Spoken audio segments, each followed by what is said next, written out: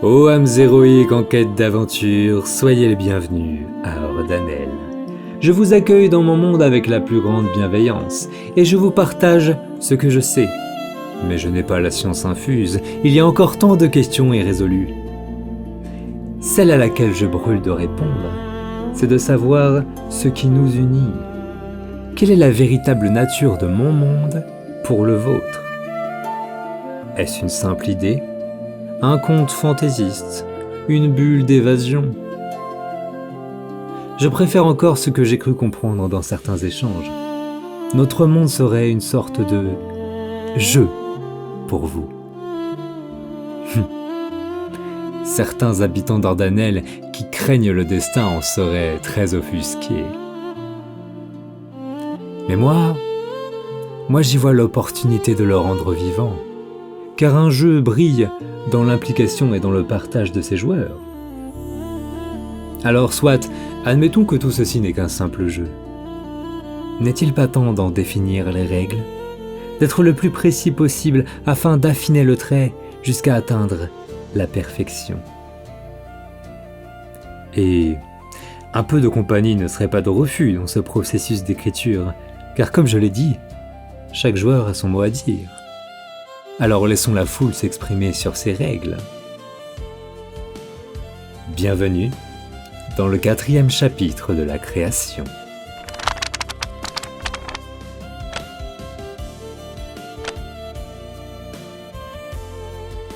Ce soir, on continue la création de notre JDR. On a fait 3 soirées, il me semble, ou 4, je sais plus. Le reste des détails, je verrai plus tard. Mais ce soir, on va essayer de bosser les règles du jeu, tout simplement. C'était sans doute le premier truc à faire pour certains. Mais vu que j'ai envie que les règles soient intrinsèquement liées au lore, il me fallait déjà une base de lore pour pouvoir faire les règles. Et c'est ce qu'on va faire ce soir.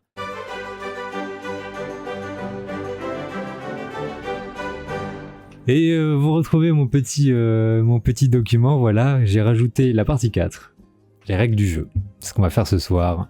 D'abord un petit résumé et affinement parce que j'ai eu quelques petites idées, voilà, pour affiner le truc.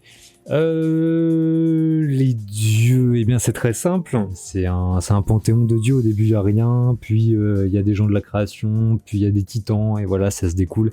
Et ça fait une grande famille de consanguins, avec chacun un élément, on va dire. Moi j'appelle ça des élématières juste pour me la péter un peu, c'est ça l'idée. Et il y en a à peu près une 50aine ou une 60aine. Je ne sais pas, je vous refais pas le compte. J'en ai déjà assez parlé. Il faut que je me mette d'accord avec moi-même. Et donc t'as toute la descendance de dieux qui se fait. Et à la fin, le dernier dieu, ou la dernière déesse, serait le dieu de la vie, qui, par hasard ou par ennui, se met à créer des trucs qui leur ressemblent, des humains, mais c'est pas forcément des humains que j'ai là, mais en gros les peuples qui vivent sur ce continent, sur cette planète. Dans mon histoire, il y aurait une sorte de guerre causée par un machin qui serait un espèce de robot, mais je sais pas encore s'il est créé par les dieux ou par les humains, mais un robot tellement fort qu'il arrive à niquer tous les dieux. Et du coup les dieux sont dans la merde, et du coup c'est les humains qui les sauvent. Et les dieux, en voyant que les humains les sauvent, prennent la décision de donner une partie de leur pouvoir aux humains, et c'est ce qu'on appelle les reliquarmes. Ce que j'appelle les forces. Je vais refaire mon petit dessin parce que je l'aime bien, attendez. Il y a un bonhomme, ça c'est un être vivant. À l'intérieur de lui, il y a le Coril. Le Coril, c'est un peu la puissance qui le fait vivre. Voilà. Et le Coril, il dégage du Technil. Voilà. Et ça, c'est la puissance magique. Et il y a aussi ce que j'appelle, pour l'instant, mon provisoire. Bon, il est plus petit. Le résil, et le résil, en fait, c'est juste la connexion entre les corils. Va falloir comprendre comment marche le système. Va falloir que je comprenne comment marche mon propre système. Ce qui est sûr, c'est que c'est un peu de l'alchimie de base. Mais l'alchimie, c'est vague, hein. Ça peut être n'importe quoi. Quand on regarde Fullmetal Alchemist, résumons et disons des cailloux. Même si ça peut être sous plusieurs formes, parce que ça peut être liquide aussi, ça peut être gazeux, mais résumons et disons des cailloux. La question, c'est comment tu utilises le pouvoir sur les cailloux. Alors, est-ce que ce serait bien, par exemple, que le caillou en lui-même, il serve à rien, que le technil en lui-même, il sert à rien, mais que quand tu charges le caillou avec ça, là ça fait de la magie. En fait j'ai implanté ça parce que ça explique le fait qu'il y en a qui se démerdent mieux que d'autres. Parce que si le pouvoir est entièrement dans le caillou, t'as juste à trouver le meilleur caillou et t'es super fort. Alors que si tu te rentraînes à bien maîtriser ta magie, tu peux faire plus de... Vous savez, j'ai appris aujourd'hui, en allant me balader sur internet, la notion de magie dure et de magie douce. Oh oui, j'aime la magie. Soft la magie douce comme dans Avatar. Soft Magic et Hard Magic. Et justement, dans Avatar, c'est de la magie dure parce que t'as des règles très précises. Ah merde, c'est de la magie dure? Ouais. Parce que Moi, j'ai confondu les autres. Ah bah j'aime quand c'est dur. Parce que les règles... oui, comme tout le monde. Parce que t'as des règles très précises et si tu fais un truc, ça finira forcément comme ça. Alors que par exemple, la magie dans Harry Potter, c'est un peu plus doux parce que t'as un sort. C'est du bullshit. C'est du bullshit. Ouais, voilà, c'est du bullshit et t'as un sort qui peut sortir de ton cul que t'as jamais entendu parler. J'aimerais bien être un peu entre les deux, tu vois. Et le fait que t'aies un nom... Quand tu fais une arme en pierre du vent, faut bien mettre un truc dedans pour qu'elle s'active. Bah faut dire des mots, faut dire le plat préféré du dieu, comme ça. Oui, ouais. Ou alors il y a ça. Ou alors il y a une... Non mais c'est pas con, alors il y a une incantation. Mais je sais pas si j'ai envie d'avoir un système où les gens écrivent leurs attaques en fait. On n'est pas dans Pokémon. Voilà. Voilà, on est... Non, ça serait chiant au bout d'un moment. Ça serait chiant au bout d'un moment si t'as un joueur qui a qu'un seul pouvoir et qui le balance à chaque fois. Shoryuken. Pique fire. Ah, c'est drôle parce que ça m'a traumatisé. Tu peux utiliser différents trucs pour combiner avec les cailloux et ça te donne différents trucs. Qu'est-ce que tu veux dire par là? Qu'est-ce que tu veux dire par différents trucs? Tu prends un caillou blanc, tu le mets avec un caillou rouge, tu as un caillou rose et le caillou rose il rend tout le monde gay. En fait, ce que voudrait dire Vlad, c'est que le caillou il a un pouvoir en lui-même. Si tu mets deux cailloux avec deux pouvoirs différents ensemble, ça fait un pouvoir combiné, bah voilà. Qu'est-ce que serait ce pouvoir combiné? Alors, c'est ce que je me suis posé comme question, mais sachant qu'il y a 5... Après, je me suis souvenu qu'on pouvait fusionner tous les cailloux. C'est ce que je me suis posé comme question, parce que effectivement, ça serait cool. Mais d'un point de vue pratique, il y a déjà 50 cailloux. Si tu peux tous les fusionner, est-ce qu'on n'est pas dans la merde? J'imagine bien, genre tu deviens Dieu parce que t'as fusionné les 50 cailloux ensemble. On est d'accord? C'est chaud. Tous les Pokémon. Du coup, je pense que je vais abolir la fusion, désolé. Est-ce qu'il y a des armes à feu dans votre univers? Ouais. Ouais, je pourrais ramener mon perso avec un revolver. Super. Il aura des revolvers. Ouais. Super. C'est un peu un fantasy technologique. Ouais, par contre, c'est une impression ce qu'il a. Oh oui. Oh les technomages. Voilà. Oh, wow. Voilà. Oh non. Et en fait... Attends, c'est quoi déjà les Mais en fait, tout le monde est un technomage du coup. Quand je parlais de limites, ce qui est bien aussi, c'est que du coup, t'as plus de magie, t'as plus de technil, parce que le technil est limité, t'as plus de technil, tu peux plus rien faire. T'as l'air d'un con avec ton caillou. Et là, tu sors ton arme à feu. Et là, tu sors ton arme à feu qui marche, vu que c'est de la technologie, qui marche pareil.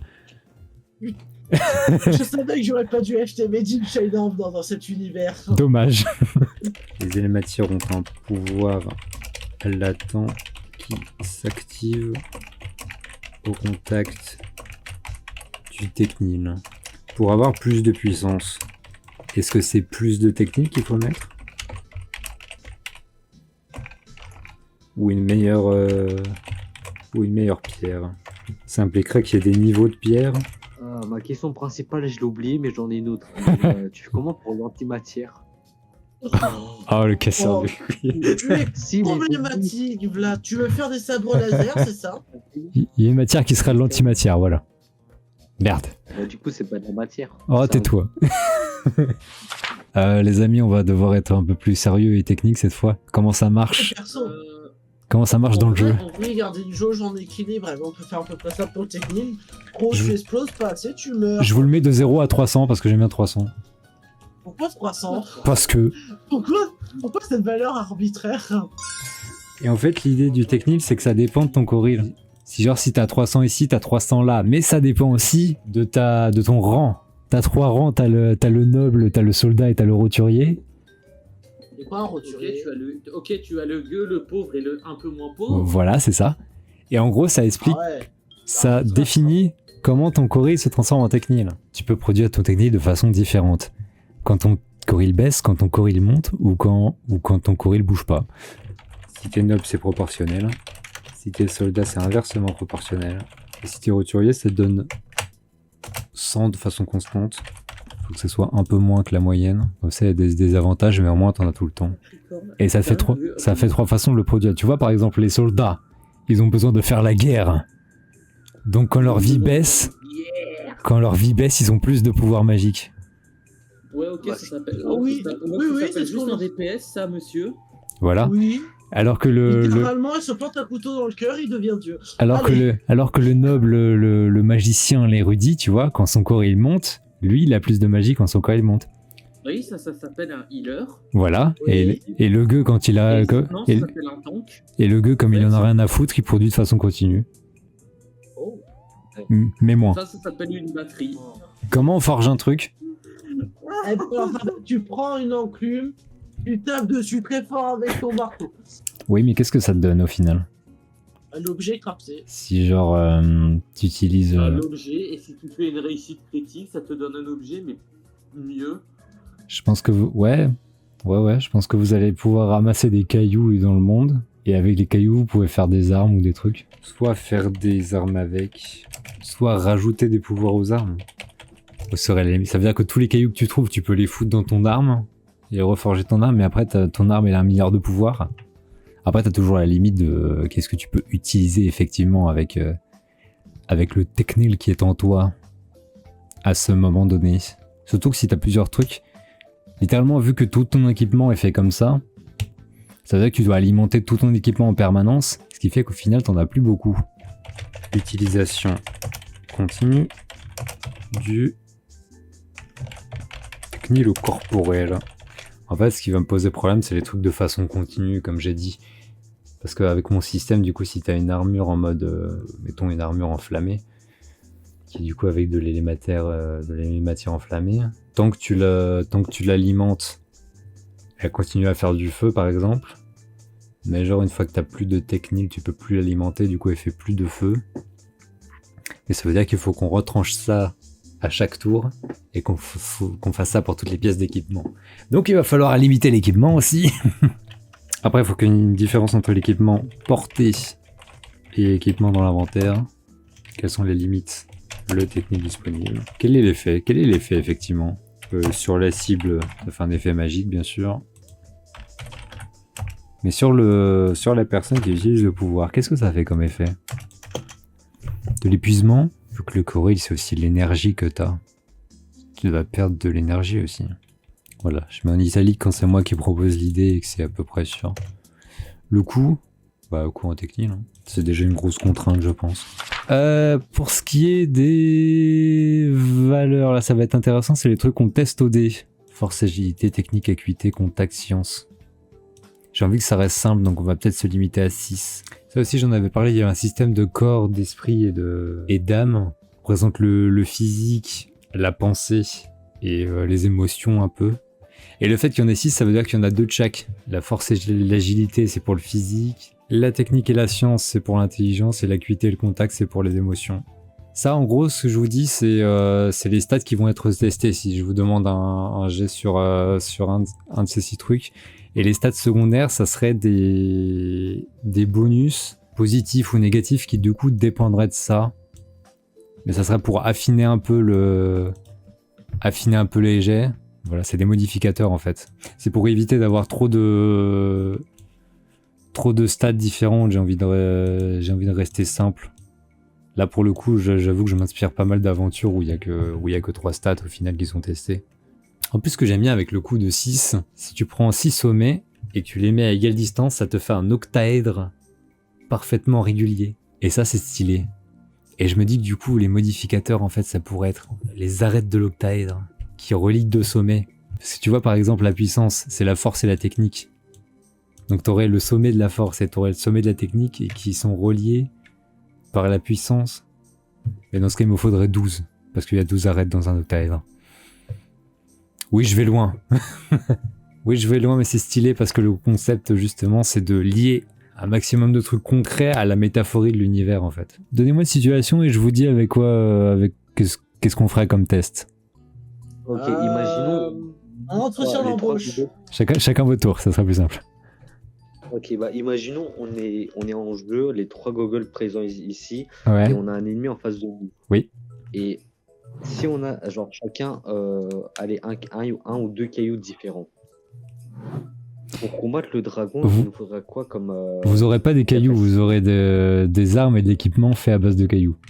comme des lance-cailloux, des. Non, une arme fait en Une armure en galet. fait en matière magique. Le fait de poignarder ou de tirer, il te faut quoi comme capacité, comme tu avais dit ici. Élément, je sais pas quoi. Technique pour viser. Et après, tes dégâts sont basés sur la puissance, qui sont un mélange de force et de technique. Ça vous va? Liver, t'es intelligent. Oh, c'est gentil ça. Il n'y a pas des bulles, l'hiver, c'est juste qu'il n'y a pas d'idée, c'est tout. Des fois, je doute. En fait, Alors, je pense que c'est une bonne idée de vous me dites une situation assez incongrue et je je veux construire une maison. vous dis comment je résous ça. Alors, ok. Au revoir. Voilà. C'est trop compliqué, c'est ça. Je sais pas, si tu veux faire les plans de la maison, je pense que ça sera de la science. Si tu veux construire, effectivement, c'est plutôt de la technique. Ok, si Et je si tu rajoutes si je la veux faire une puissance. entreprise de physique et construire un canon inter-univers, comment on fait? Pareil de la science, hein. Ah ouais, la science. C'est juste placer des trucs au bon endroit. Hein. Si je trouve le bonheur, comment je fais? Tu Comment trouves on trouve le bonheur? Avec quelle capacité? avec la sociabilité, je suppose. Ah, il faut. Qu'est-ce que t'entends par le Ça bonheur? signifie que le bonheur est dans la sociabilité. Après, si le bonheur est caché, tu peux essayer de le trouver avec ton acuité. Je te demanderais de faire un test pour trouver le bonheur. S'il Fais un jet de discrétion S'il est- pour trouver le bonheur. est caché derrière un mur. Maintenant, la question c'est sur combien je vous teste. 14 ennemis. Ça serait original. Ça serait original mais bien chiant. Ou 100. Moi je préfère 100. Voilà. 312. 14 ennemis. 100, 14 ennemis. 100. 72. 14 ennemis. Je pars sur un des 100. hein. Du coup, Liver. Faut trouver un dessin. Oui, c'est sûr qu'en physique, Moi, faudra je- trouver un des 100, mais ça sera pas physique. Donc. Et même si c'est en papier, tu prends juste 2 des 10. Ce que j'entends par passion et faille, en fait, c'est les compétences que t'as de base à la création de ton perso. Si t'es artilleur, genre t'aurais un plus 10 en armes. Mais les bonus, en fait, je pense qu'on va faire juste comme dans Aventure. Je vais vous rajouter un bonus de 10, de 20 ou de Et ben parfait. moins 10, moins 20. Et pour résoudre. Moi, Adventure alors. Et pour faire les tests, vous devez faire le chiffre que vous avez dans chaque catégorie en fait. Je vous demande de faire par exemple une épreuve de force et vous avez 50 en force, en fait vous devez faire moins de 50. Voilà. D'accord. Et en dessous de 5 c'est un succès critique. Ça veut dire que plus tu augmentes ta stat, plus tu as de chances de réussir. Alors la création d'un perso, c'est simple. Futilité.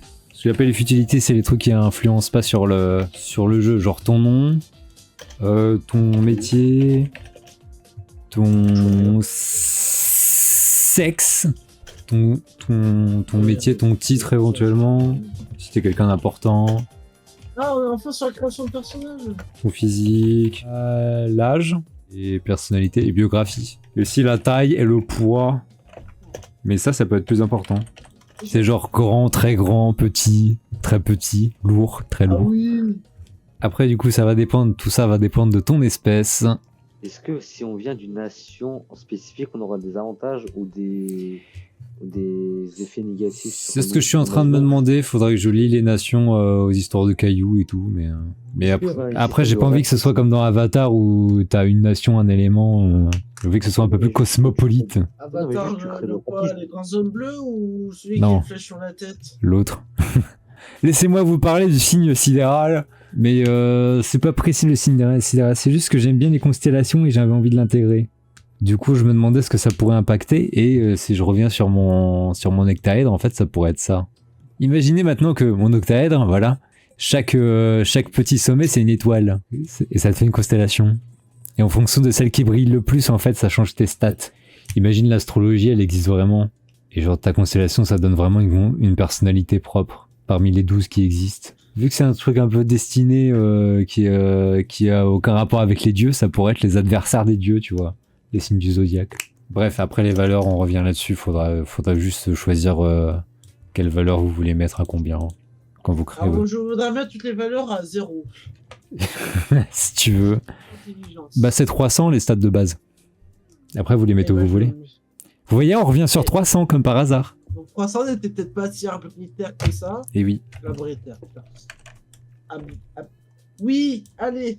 Ah oui, j'ai pas parlé des dons. Mais les dons, en fait, ce sera des capacités que ton perso a directement liées aux élématières intérieures. Mettons que tu te dopes à une certaine élématière, ça veut dire que tu pourrais utiliser ce pouvoir à l'intérieur de toi-même. Et en vrai, ça me suffit comme règle. Après, il y a des règles plus précises qu'il faut imaginer, genre comment on gère l'inventaire, comment on gère les ressources. Genre, je sais que par exemple, du coup, tu peux ramasser un champignon pour augmenter ton technil. Après, il me faudrait un truc pour augmenter les stats. Et ça, c'est la progression. Parce que je vous ai dit, il n'y a pas de niveau, en fait. Ou alors, je rajoute des niveaux, mais des niveaux sur quoi? Des niveaux d'espèce, des niveaux de rang. Comment on peut progresser? Augmenter les stats et ajouter des bonus. Il me faut les cristaux, matière, bien sûr, que tu peux ramasser. Et il me faut l'argent. L'inventaire, oui. Est-ce que je limite l'inventaire ou pas? Je me demandais si ça serait pas cool d'avoir un inventaire magique. Oui, j'ai envie de dire un inventaire infini, ça peut être bien. Magique, mais pas forcément infini en fait. Mais ça dépend de ta capacité magique. Un caillou, Oh, tu creuses dedans, tu mets des cailloux dedans. Genre, Comme ça fait un caillou. Un petit caillou. Alors tu veux dire que moins on a de magie, moins on a d'inventaire? ouais. Quand je parle de données d'équipement, je parle genre une épée que tu trouves par terre. Une épée que tu trouves par terre, elle a une taille, elle a un poids, elle a un prix pour la revendre, ça c'est sûr. Elle a un seuil de rupture, c'est-à-dire que si tu mets trop de technil, le seuil de rupture il est en technil, si tu mets trop de technil, le truc casse les matières dans laquelle elle est faite. Dans les données des équipements, il faut bien entendu dire où ça se met. 1 ou 2 peut-être, max, sur chaque emplacement. De toute façon, on avait presque fini. Après, il y a les modalités de combat. Déjà, faut qu'il y ait la possibilité d'attaquer si t'es entravé et tout. Technique si c'est au corps à corps. Acuité si c'est à distance. Après, il y aurait éventuellement une phase d'esquive sur de l'adresse de l'adversaire. Mais une seule par tour. Ce qui fait que si tu te fais attaquer par 2 ennemis en même temps, tu peux esquiver la première mais pas la deuxième. Et si ça touche, tu fais tes dégâts. Puissance plus le technique que t'as mis. Comme quoi c'est important. Moins la résistance adverse.